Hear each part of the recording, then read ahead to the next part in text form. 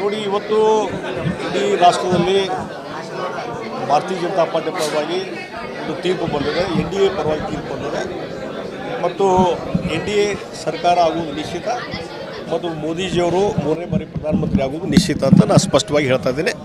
ಅದಕ್ಕಾಗಿ ಈ ಜನಾದೇಶಕ್ಕಾಗಿ ನಾನು ಜನತೆಗೆ ಹಾರ್ದಿಕ ಅಭಿನಂದನೆ ಸಲ್ಲಿಸ್ತೀನಿ ಮತ್ತು ಬೆಳಗಾವಿಯಲ್ಲಿ ಸಹಿತ ನಾನು ಹೊಸದಾಗಿ ಇಲ್ಲಿ ಬಂದು ನಿಂತಹ ಸಂದರ್ಭದಲ್ಲಿ ನನ್ನನ್ನು ಬೆಳಗಾವಿಯ ಜನ ಭಾಳ ಆತ್ಮೀಯವಾಗಿ ಸ್ವಾಗತ ಮಾಡಿ ಇವತ್ತು ಗೌರವ ಕೊಟ್ಟು ಇಲ್ಲಿ ತಮ್ಮ ಜನಪ್ರತಿನಿಧಿಯಾಗಿ ಇವತ್ತು ಹೆಚ್ಚಿನ ರೀತಿಯಾದಂಥ ಒಂದು ಶಕ್ತಿಯನ್ನು ಕೊಟ್ಟಿದ್ದಾರೆ.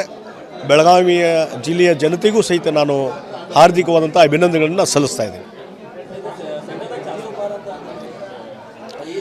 ನೋಡಿ, ಹಿಂದೆ ಮೋದಿಜಿಯವರೇ ಹೇಳಿದ್ದಾರೆ, ಆ ರೀತಿ ನಾವು ಹೇಳಿಕೆಗಳನ್ನು ಕೊಟ್ಟಾಗ ಅದರ ಬಗ್ಗೆನೇ ಪ್ರತಿಪಕ್ಷವರು ಚರ್ಚೆ ಮಾಡಲಿಕ್ಕೆ ತಯಾರಿ ಮಾಡಿದರು, ಅದಕ್ಕಿಂತ ಹೆಚ್ಚಾಗೋದು ಕಡಿಮೆ ಆಗ್ತದೆ ಅಂಥೇಳಿ. ಹೀಗಾಗಿ ಆ ಹಿನ್ನೆಲೆಯಲ್ಲಿ ಒಂದು ವಿಶ್ವಾಸ ತುಂಬುವಂಥ ಕೆಲಸ ಮಾಡಲಿಕ್ಕೆ ಆ ರೀತಿ ಘೋಷಣೆಯನ್ನು ಮಾಡಲಾಗಿತ್ತು. ಎನಿಹೌ ಭಾರತೀಯ ಜನತಾ ಪಾರ್ಟಿ NDA ನೇತೃತ್ವದ ಪಕ್ಷ ಒಂದು ಅಧಿಕಾರಕ್ಕೆ ಬರೋದು ನಿಶ್ಚಿತ, ಅದರಲ್ಲಿ ಸಂಶಯ ಇಲ್ಲ ಅಂತ ನಾನು ಹೇಳ್ತೀನಿ. ನೋಡಿ, ನಾವು ಒಂದೇ ಹೇಳಿದ್ದೀನಿ, ಅವತ್ತಿಂದು ಈ ಸ್ಥಳೀಯರು ಹೊರಗಿನವರು ಅನ್ನುವಂಥದ್ದು ಪ್ರಶ್ನೆ ಇಲ್ಲೇ ಇಲ್ಲ. ಅದು ಕಾಂಗ್ರೆಸ್ನವರು ಹುಟ್ಟು ಹಾಕಿದಂಥ ಒಂದು ವಿಷಯ, ಅದು ಜನರ ಮನಸ್ಸಲ್ಲಿ ಅದು ಇರಲೇ ಇಲ್ಲ. ಜಗದೀಶ್ ಶೆಟ್ಟರು ಏನನ್ನೋದು ಇವತ್ತು ಬೆಳಗಾವಿ ಜನತೆಗೆ ಗುರುತಿದೆ. ನಾನು ಎರಡು ಸಾರಿ ಉಸ್ತುವಾರಿ ಸಚಿವನಾಗಿ ಕೆಲಸ ಮಾಡಿದ್ದೇನೆ, ವಿರೋಧ ಪಕ್ಷ ನಾಯಕನಾಗಿ ಈ ಭಾಗದ ವಿಚಾರಗಳ ಬಗ್ಗೆ ಧ್ವನಿ ಎತ್ತಿದ್ದೇನೆ. ಆ ಹಿನ್ನೆಲೆಯಲ್ಲಿ ನಡಿ ಈಗ ಶುರು ಮಾಡೋಣ.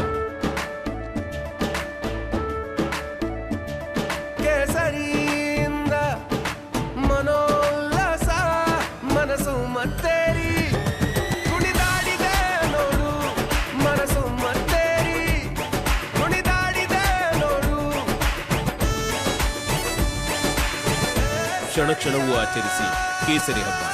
ವಿಮಲ್ ಬಾಯಲ್ಲಿ ಹೇಳಿ ಕೇಸರಿ. ಔಟ್ಸೈಡರು ಇನ್ಸೈಡರ್ ಅನ್ನುವಂಥ ಪ್ರಶ್ನೆ ಇಲ್ಲಿ ಯಾವಾಗಲೂ ಬಂದಿಲ್ಲ, ಜನರಲ್ಲಿ ಚರ್ಚೆನೂ ಆಗಿಲ್ಲ. ಅವ್ರು ಭಾಳ ಹಾರ್ದಿಕವಾಗಿ ಇವತ್ತು ನಮ್ಮನ್ನು ಒಪ್ಪಿಕೊಂಡು ಇವತ್ತು ಶಕ್ತಿಯನ್ನು ಕೊಟ್ಟಿದ್ದಾರೆ. ನೋಡಿ, ನಾನು ಯಾವುದೇ ನಿರೀಕ್ಷೆಯನ್ನು ಇಟ್ಕೊಳ್ಳೋದಿಲ್ಲ. ಪಕ್ಷ ಯಾವ ಜವಾಬ್ದಾರಿ ಕೊಡ್ತಾರೆ ಆ ಜವಾಬ್ದಾರಿಯನ್ನು ನಿಭಾಯಿಸುವಂಥ ಕೆಲಸ ಮಾಡ್ತಾರೆ. ಡೆಫಿನೆಟ್ಲಿ ಇವತ್ತೇನು ಈ ದೊಡ್ಡ ಅಂತರದಲ್ಲಿ ನಾವು ಮೊದಲಿಂದ ಹೇಳ್ತಾ ಇದ್ದೇವೆ, ದೊಡ್ಡ ಅಂತರದಲ್ಲಿ ನಾವು ಗೆಲ್ಲುವ ಸಾಧನೆ ಮಾಡ್ತೇವೆ ಅಂಥೇಳಿ. ಆ ರೀತಿ ಬೆಳಗಾವಿ ಜನತೆ ಆಶೀರ್ವಾದ ಮಾಡಿ ದೊಡ್ಡ ಅಂತರದಲ್ಲಿ ಗೆಲ್ಲಿಸಿದ್ದಾರೆ. ಅವರಿಗೆ ನಾನು ಅಭಿನಂದನೆಗಳನ್ನು ಸಲ್ಲಿಸ್ತೀನಿ. ಈ ಒಂದು ಜನತೆಯ ತೀರ್ಮಾನ ಯಾವ ರೀತಿ ಇರ್ತದೆ, ಒಂದು ದೊಡ್ಡ ಶಕ್ತಿ ಇರ್ತದೆ ಅನ್ನೋದಕ್ಕೆ ಇದೊಂದು ಉದಾಹರಣೆ ಅಂತ ಹೇಳ್ತೇನೆ. ನೋಡಿ, ಅದ್ರ ಬಗ್ಗೆ ನೀವರ ಮಾತಾಡ್ರಿ, ನಾನು ಮಾತಾಡಿದೆ. ನೋಡಿ, ನಾನು ಹೇಳ್ತೀನಿ, ಅದ್ರ ಬಗ್ಗೆ ಚರ್ಚೆ ಮಾಡುವಂಥ ಅವಶ್ಯಕತೆ ಇಲ್ಲ. ರಿಸಲ್ಟ್ ಬಂದುಬಿಟ್ಟದ. ಈಗ ರಿಸಲ್ಟ್ ಬಂದದ. ಹೊರಗಿನ ಮಗನೋ ಒಳಗಿನ ಮಗನೋ, ಈಗ ಬೆಳಗಾವಿ ಜನ ನನ್ನ ಒಪ್ಕೊಂಡಿದ್ದಾರೆ. ಜಗದೀಶ್ ಶೆಟ್ಟರು ಜನಪ್ರತಿನಿಧಿ ಅಂತಾಗಿ ಇವತ್ತು ಜನ ಆಶೀರ್ವಾದ ಮಾಡಿದ್ದಾರೆ. ಅದು ಮುಗಿದು ಹೋದಂಥ ಅಧ್ಯಾಯವೆಲ್ಲ. ನೋಡಿ, ಹಣ ಹಂಚಿಕೆ ಎಲ್ಲ ಇಷ್ಟೆಲ್ಲ ಇದ್ದಾಗೂ, ಅಧಿಕಾರ ಮತ್ತು ಹಣ ಹಂಚಿಕೆ ಇದೆಲ್ಲ ಇದ್ದಾಗೂ ಸಹಿತ ಜನ ಇವತ್ತು ಒಂದು ತೀರ್ಮಾನ ಮಾಡಿದರೆ, ತೀರ್ಪು ಕೊಟ್ಟರೆ ಎಲ್ಲವನ್ನು ಮೀರಿ ತೀರ್ಪು ಕೊಡ್ತಾರೆ ಅಂತ ಇದು ಉದಾಹರಣೆ. ಬಹುಶಃ ಇದೊಂದು ಇಡೀ ರಾಜ್ಯದಲ್ಲಿ ಒಂದು ಉದಾಹರಣೆ ಅಂತ ಹೇಳ್ತೀನಿ. ಬರೀ ಹಣದ ಮೇಲೆ ಚುನಾವಣೆ ನಡೆಯುವುದಿಲ್ಲ, ಹಣದ ಮೇಲೆ ಚುನಾವಣೆ ನಡೆಯುವುದಿಲ್ಲ ಅನ್ನೋದಕ್ಕೆ ಇದೊಂದು ಉದಾಹರಣೆ.